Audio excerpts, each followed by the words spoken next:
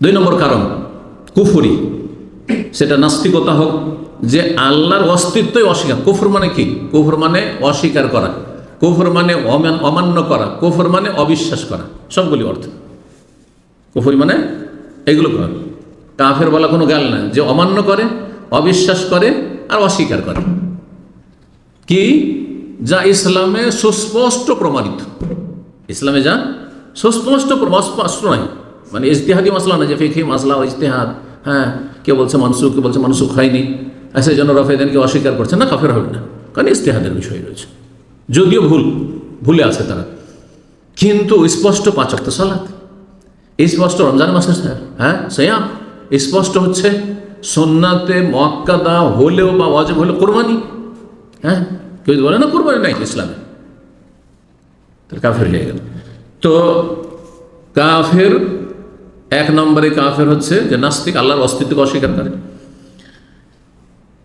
বা আল্লাহ যে সর্বশক্তিমান সেটা অস্বীকার করে, অথবা আল্লাহর ফেরেশতাকে অস্বীকার করে, আমি জিবরাইল মিকাইলও দেখিও না, মানিও না, তাহলে কাফের। আল্লাহর কিতাব তাওরাত, ইনজিল, জবুর, এগুলো আল্লাহর কিতাব, এগুলো মানি না।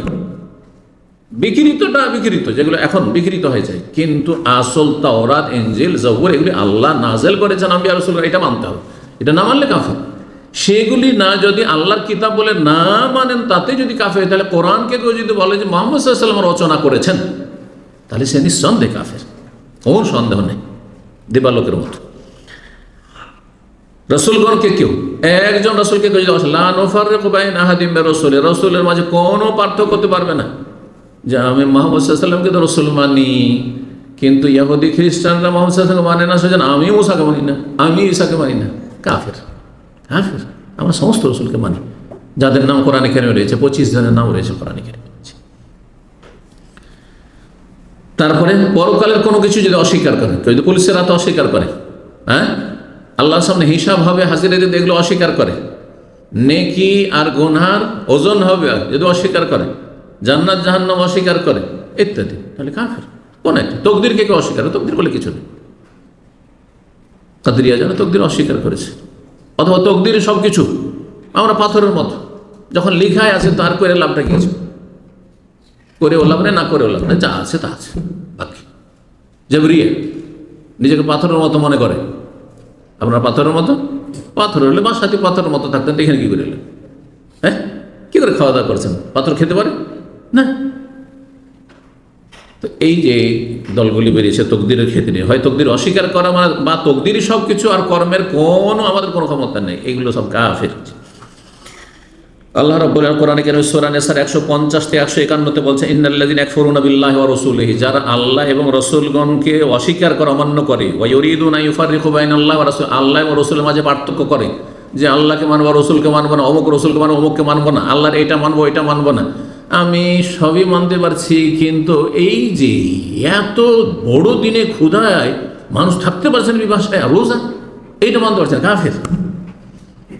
যাকাত আজকাল নেই, আবু বকর সিদ্দিক রাদিয়াল্লাহু আনহু জামান নাই, তারা সাহাবী ছিল নবী সাল্লাল্লাহু আলাইহি ওয়াসাল্লাম আমলে, তাই না?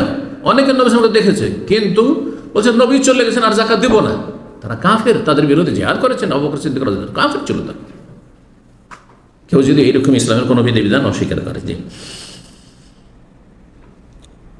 ওয়াকুলুন, আর যদি বলে নুমিনু বিবাদ ওয়া নাকফুরু বিবাদ, কিছু মানবো কিছু মানবো না, ব্যক্তি জীবনে ইসলাম মানি, যেমন সেকুলার ধর্মনিরপেক্ষতা, ব্যক্তি জীবনে ইসলাম মানি, কিন্তু অর্থনীতিতে ইসলাম নেই, এইসব আপনাদের কথা, এগুলো ঠিক না।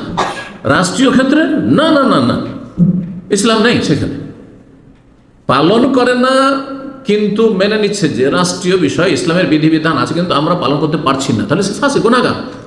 কিন্তু যদি বলে যে না, রাষ্ট্রীয় ক্ষেত্রে ইসলামের কোনো কিছু চলবে না, অচল, তাহলে সে কাফের, বা এগুলো মানি না। ধর্ম হচ্ছে এইখানে, ধর্ম হচ্ছে ব্যক্তি জীবনের সাথে, পার্সোনাল লাইফের সাথে সম্পর্কিত। এমনকি বিয়ে শাদী তো তারা ধর্মকে মানতে চান না, বিয়ে শাদী তো ধর্ম মানলে মুসলিমকে বিয়ে করো না, আমি যাকে ইচ্ছা তাকে বিয়ে করি।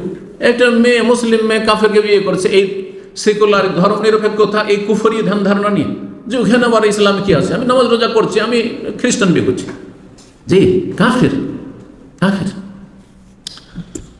কিছু মানবো কিছু মানবো না যদি কেউ বলে, চোরের হাত কাটা আজকাল মানবো না, এটা বর্বরতা, এটা হচ্ছে মধ্যযুগীয় কায়দায় শাস্তি। বলছে না নাস্তিকরা, নাস্তিকদের মিডিয়া, কাফের যারা এই কথা লিখবে কোনো মিডিয়াতে, যারা বলবে যে মধ্যযুগীয় মানে ইসলামের বিধিবিধান দণ্ডবিধানকে তারা বলতে চাইছে, এগুলো নাকি বর্বরতা, সেখানে মৃত্যুদণ্ড চলবে না। আবার তাদের কোনো মহান নেতাকে মারলে আবার মৃত্যুদণ্ড, কিন্তু সাধারণ মানুষের রক্তের কোনো মূল্য নেই। অহরহ মরছে, খুন হচ্ছে না, সকল স্তরের মানুষ সমান, সবার রক্তের মূল্য একই সমান। কুতিবা আলাইকুমুল কিসাসু ফিল কাতল, আল্লাহ খুনের ক্ষেত্রে কিসাস ফরজ করেছেন। আর নাফসু বিন নাফস, জানের বদল জান, যে কারো জান হোক না কেন, প্রাণ হোক না কেন, সমান।